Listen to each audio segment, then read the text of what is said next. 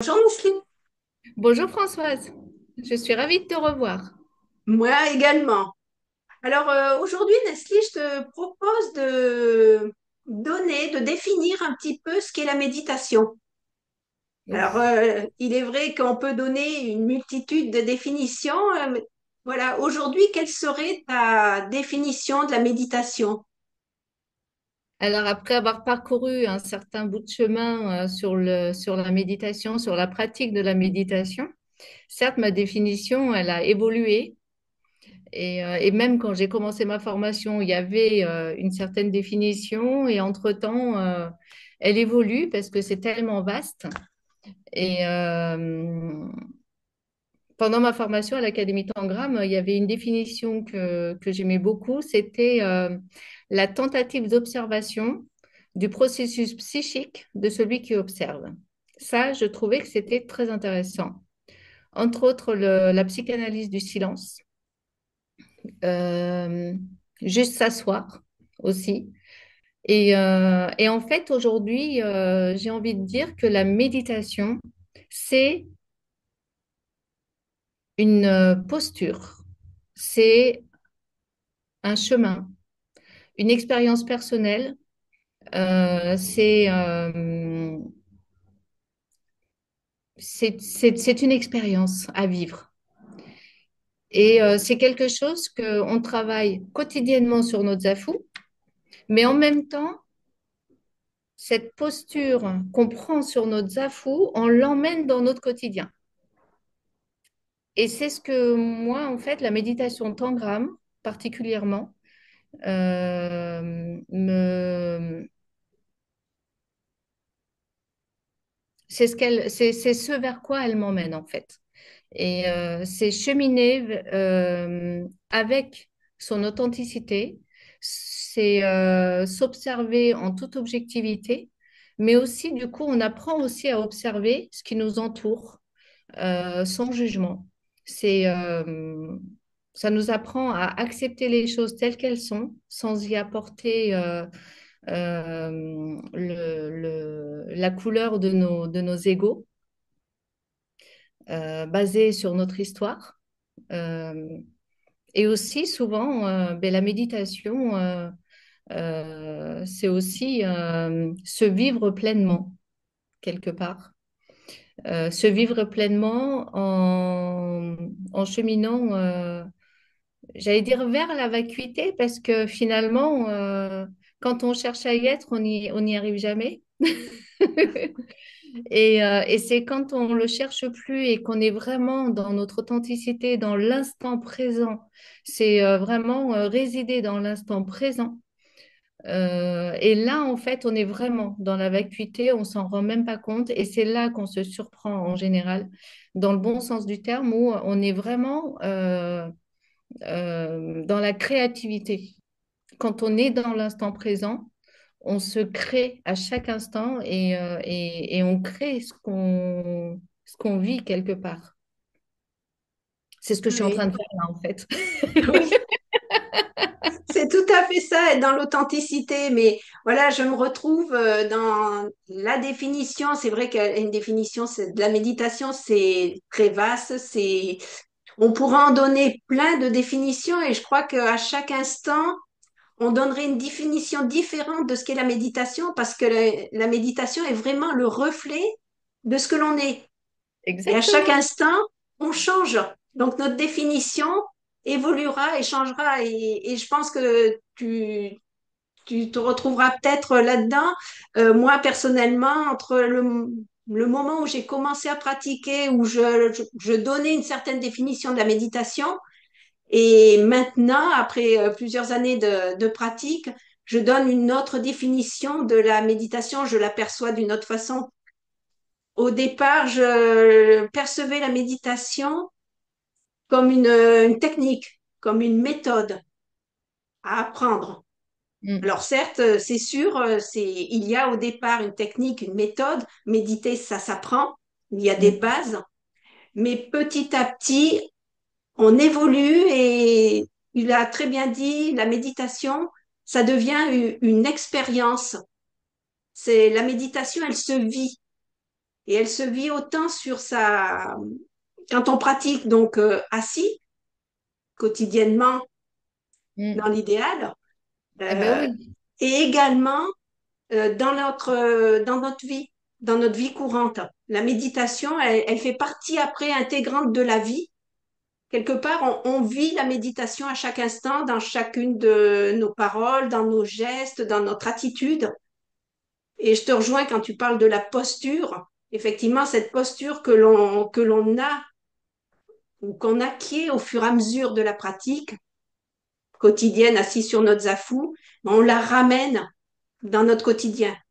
Et la méditation tangram fait vraiment ce lien entre la pratique mm, quotidienne, assise, et notre quotidien.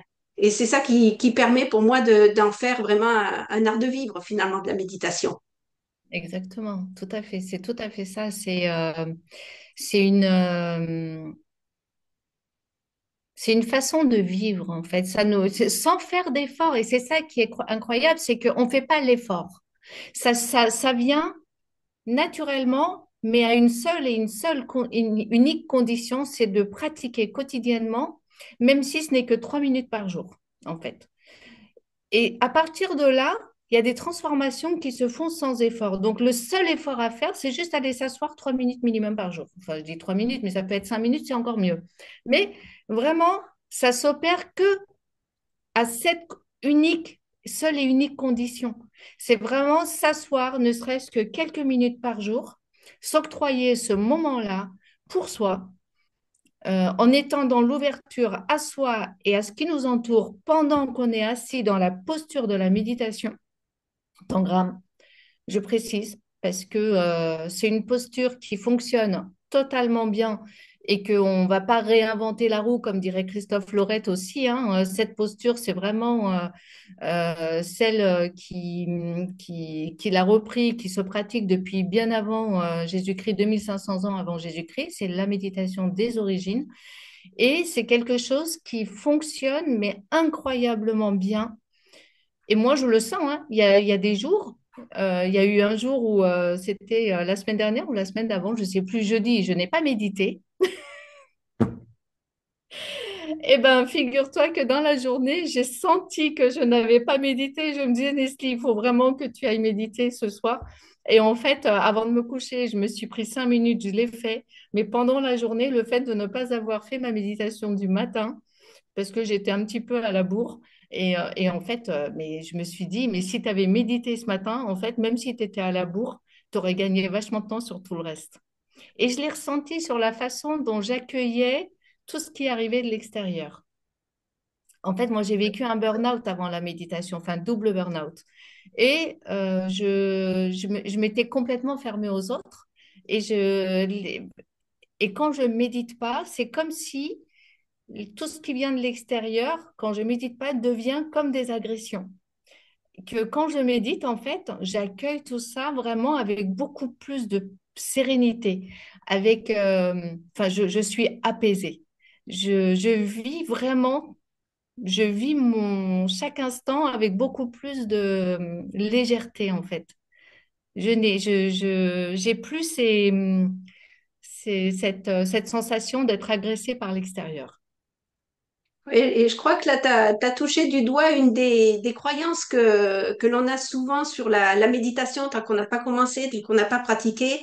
C'est vrai qu'on voit les personnes qui méditent, elles sont assises, on a l'impression qu'elles se referment sur elles-mêmes, alors que pas du tout. Autant on se tourne effectivement vers l'intérieur et on apprend à mieux se connaître, on apprend également à mieux s'accepter. Et à partir de là, il y a plein de changements qui en découlent. Mais même si on se tourne vers l'intérieur, c'est le fait d'apprendre à se connaître nous permet de vraiment nous ouvrir après à l'extérieur, de nous ouvrir aux autres. La méditation, donc, c'est pas se renfermer sur soi-même, c'est vraiment aller ensuite vers les autres. Et c'est pour ça que souvent, enfin, c'est souvent, c'est tout le temps, je dirais, quand on médite, on change. Donc, intérieurement, il y a des changements profonds qui se font, mais tout l'extérieur après, quelque part, c'est comme si la méditation rayonnait aussi sur notre entourage, sur tout Mhm. l'extérieur. Et c'est une véritable ouverture et il y a des changements qui se font aussi autour de nous, finalement. Donc, Mhm. c'est vraiment une pratique, je dirais, multifacette. C'est pas même si c'est une introspection, souvent on utilise ce mot-là, une psychanalyse du silence. Donc, on apprend à se connaître, mais c'est vraiment pour aller vers une ouverture. C'est ça. On fait C'est sauter exactement tout un ça. tas de croyances, de clichés, de préjugés qu'on peut avoir, et ça nous amène vraiment à l'ouverture et du coup à une liberté. Tu as employé le mot légèreté et moi je me suis retrouvée totalement dans cette légèreté et moi je dirais c'est la méditation, ça nous amène à de la légèreté, ça nous amène à la simplicité, ça nous amène à la liberté. Mhm. Il y a vraiment sur plein de plans de notre vie et vraiment vers voilà vers un mieux-être. C'est totalement ça. C'est vraiment. Euh, En fait, il y a une chose que. Parce que, comme il le dit, Christophe Lorette, ce qui est difficile, c'est de faire sauter les idées reçues. Et dans les idées reçues, souvent, les personnes croient que quand on médite, on ferme les yeux. Et quand on ferme les yeux, effectivement, on n'est que avec soi et on se ferme à la totalité. Pendant la méditation, dans la posture de la méditation tangram, on a les yeux mi-clos. Comme ça, en fait, on garde l'ouverture à soi, mais aussi à ce qui nous entoure. La différence, ça c'est énorme, cette différence-là, dans cette posture-là. Et c'est quelque chose qui est primordial, je trouve, pour garder l'ouverture à soi et à ce qui nous entoure de façon à être dans l'acceptation véritable de ce qui est en soi et aussi autour de nous, de ce qui nous entoure. Et ce qui nous entoure, parfois, ça peut être personne, ça peut être du silence, mais ça peut aussi être du bruit, ça peut être du monde, ça peut être des travaux autour de chez nous, ça peut être plein de choses. On est dans l'accueil de tout ça, dans l'acceptation de tout ça. Quand on ferme les yeux, on n'est plus, on se ferme à tout ça. Et limite, ça va même nous déranger si on ferme nos yeux. Parce que là, en fait, on n'est plus dans l'ouverture autour de nous, on n'est que dans, tourné que sur soi. Et il n'y a pas un travail réel qui se fait si on ferme nos yeux. Et moi, Oui, ça, c'est quelque chose que je pense que c'est très, très important de souligner dans le travail qui se fait en amont et que les yeux mi-clos, c'est hyper important et que c'est vraiment, et qui est très, très difficile à faire quand on débute, hein, parce qu'on a tendance oui, à se... complètement. C'est pas quelque chose qui est, entre guillemets, naturel. Soit on a les yeux fermés, soit on a les yeux grands ouverts. Oui. Et c'est, voilà, c'est des difficultés que certaines personnes rencontrent, mais qui, au fur et à mesure de la pratique, disparaissent. Ça devient Mhm. naturel, effectivement. Et tu dis, l'unicité, c'est vrai que quand on médite, on retrouve son unicité parce on se connaît, comme je disais, et on voit toutes nos facettes. On a plein de facettes différentes, mais c'est ce qui fait que nous sommes ce que nous sommes. Et en même temps, quand on est en méditation, il y a cette unicité, on inclut en même temps tout ce qui est autour de nous. C'est Mais, vraiment, comme tu dis, l'acceptation de tout ce qui est là dans le moment présent. On est mhm. là, on observe l'intérieur, l'extérieur, et on est dans une certaine totalité. Il n'y a plus de différence. On fait partie de la totalité. Oui. Voilà. Et on en prend vraiment, voilà, on en prend vraiment conscience par la méditation et par la pratique, par l'expérience. Mm. Je pense que on l'a dit toutes les deux, c'est vraiment une des clés, c'est de pratiquer. Alors effectivement, après, il y a toute la technique de base, il y a toutes les bases, on dit les bases solides Mhm. à acquérir pour petit à petit ben, lâcher sur toute cette technique et vivre pleinement la méditation. En fait, j'aime bien donner aussi l'exemple, souvent je le donne, je vais le redire là, et c'est quelque chose qui parle énormément à moi et à beaucoup d'autres personnes. C'est le médecin psychiatre, docteur Frédéric Rosenfeld, qui est l'auteur du livre Méditer, c'est se soigner, où il dit, méditer, c'est comme aller en voyage avec des milliers de destinations et enfin, il me semble que c'est à peu près ça, hein, avec des milliers de ressentis singuliers. Et en fait, c'est vraiment ça. Et moi, ça me rappelle aussi un petit peu l'histoire du puzzle que l'Académie Tangram prend d'ailleurs. Le Tangram, c'est ça. C'est un jeu de puzzle avec des milliers de possibilités de formes. Et encore aujourd'hui, il y en a qui trouvent des nouvelles formes. Donc, c'est vraiment à l'infini quasiment. Et la méditation, c'est ça. C'est pour ça que c'est une expérience personnelle, parce que chaque personne va expérimenter, va se réaliser, va expérimenter sa vie, va créer sa vie à travers cette méditation quotidienne, en découvrant une nouvelle pièce de puzzle qui le constitue. Et en Oui, étant dans l'acceptation de tout ça, parce que ça fait partie de soi. oui, complètement. Et effectivement, cette image du Pulse, en plus, le tien, il est en couleur, il est magnifique, hein. Ça donne envie de, voilà, de construire. Et c'est pour ça que la méditation, ça nous représente, voilà, ce Pulse, il représente ce qui se passe, c'est qu'il y a tout un tas de facettes, comme tu dis, et suivant les assemblements qui se font différemment, mais il y a des facettes de notre personnalité finalement qui fluctuent, qui varient et ça représente vraiment ce que l'on est. Quelque Mm. chose, voilà, multifacette, composé d'une multitude de pièces et qui interagissent les unes avec les autres, qui font qu'on est ce que l'on est. Et chaque pièce a son importance. Et que ça peut nous plaire ou pas, mais ça fait partie de nous. Et accepter ces parts d'ombre et de lumière, c'est aussi ça. Vivre avec ces parts d'ombre et de lumière, parce qu'on a besoin de... Oui, voyez, ça c'est le changement, c'est de l'impermanence. l'impermanence dans toute sa splendeur, j'adore. Et vivre le moment présent tel qu'il se présente. Et bah, accepter ces parts d'ombre et de lumière et se vivre pleinement avec ça. Et c'est ça aussi. Et puis le fait c'était quoi que nous ne sommes pas des êtres parfaits. Nous sommes des êtres imparfaits et puis bah, nos imperfections font partie de nous. Et c'est ce qui fait que nous sommes des êtres singuliers, chacun a sa singularité et on ne peut pas être comme ce que les autres peuvent croire que nous sommes, parce que ce que nous sommes reste le même. C'est pas ce que les autres croient, c'est toutes ces pièces de puzzle. Je vais pas montrer à chaque fois une seule pièce de puzzle à d'autres parce que c'est ce qu'ils veulent attendre de moi.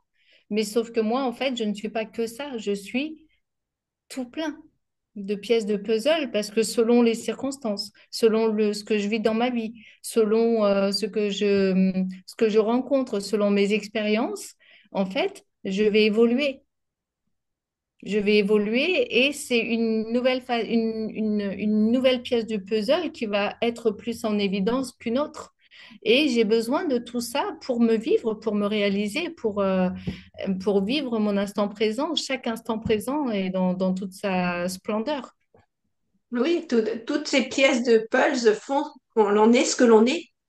Il n'y en a pas une qui a à rejeter, on va dire, ou à laisser de côté. Et puis, en fonction des circonstances, eh bien, voilà, comme tel le tangram, on peut faire une multitude de figures, on va dire, C'est et ça. nous-mêmes, on prend une multitude de couleurs. Et Mm. c'est ça aussi qui donne de la valeur à la vie. Parce que la Tout à vie, on la colore de plein de façons différentes. avec Et sa bon, au final, je dirais singularité. que la vie, ça devient un arc-en-ciel comme ça. Mais tu sais, tout à l'heure, tu disais par rapport à la méditation, que c'est une liberté, que c'est... Eh ben, en fait, moi, je rajoute aussi souvent, et ça, j'adore, c'est que... Parce que tu disais que ça devient presque contagieux autour de nous, mais une belle contamination. Et ben, moi, j'appelle ça rayonner et faire en sorte que les autres autour de nous rayonnent à leur tour et ainsi de suite. Et c'est magnifique, en fait. On rayonne avec la méditation, on rayonne malgré nous, en fait. On s'en rend même pas compte. Moi, il y a des personnes qui me disent, mais il y a quelque chose qui a changé en toi. Et en fait, je me suis rendu compte petit à petit que je gagnais en plus de sourire, que je gagnais en plus de, de calme, en fait. C'était bizarre. Et la confiance qui s'était complètement effondrée que j'avais envers moi, eh ben, elle revenait petit à petit, mais de façon apaisée. C'était pas forcé, c'était pas. Je m'assumais vraiment, en fait. Ça faisait tellement longtemps que je cherchais, c'est comme s'il y avait un vide à remplir, que là, en fait, mais je me disais, mais t'as besoin de rien, Nestlé, t'as tout. Il n'y a pas de Oui, vide à remplir. oui, mais bien souvent, on abordera ça dans les différents, voilà, Tout à fait. les différents échanges qu'on pourra avoir pour aller plus loin sur le chemin de la méditation. Et effectivement, il n'y a pas voilà, de vide à remplir, mais ça, je dirais, c'est un autre, voilà, Tout c'est à fait. un autre sujet. Il y en a tellement, tellement au niveau de la méditation, il y a tellement de choses à aborder. Je pense que c'est c'est quelque part, voilà, c'est ça qui fait la magie aussi de cette aventure, parce que méditer, c'est comme une aventure. C'est une aventure qui nous amène à découvrir plein de choses, à s'ouvrir, à se transformer. C'est pas quelque chose de linéaire. C'est quelque chose, voilà, il y a des hauts, il y a des bas. Hein, c'est C'est la la vie, vie. de toute façon. C'est le reflet de la vie. Hein, c'est le reflet de ce que nous sommes. Oui, totalement. Totalement. Eh bien, je pense que, voilà, j'espère avoir apporté donc un certain éclairage Ouais, sur ce qu'est la méditation. De toute façon, voilà, on se retrouvera dans des prochaines vidéos. Donc, on vous donne rendez-vous pour les prochaines vidéos pour aller plus loin encore sur ce chemin de la méditation, qui est un la chemin qui est méditation vraiment programme. fabuleux. Mm. Merci À beaucoup, bientôt. Françoise. À très Merci Leslie, bientôt. à bientôt. Au plaisir de vous retrouver très vite. À très vite tout le monde.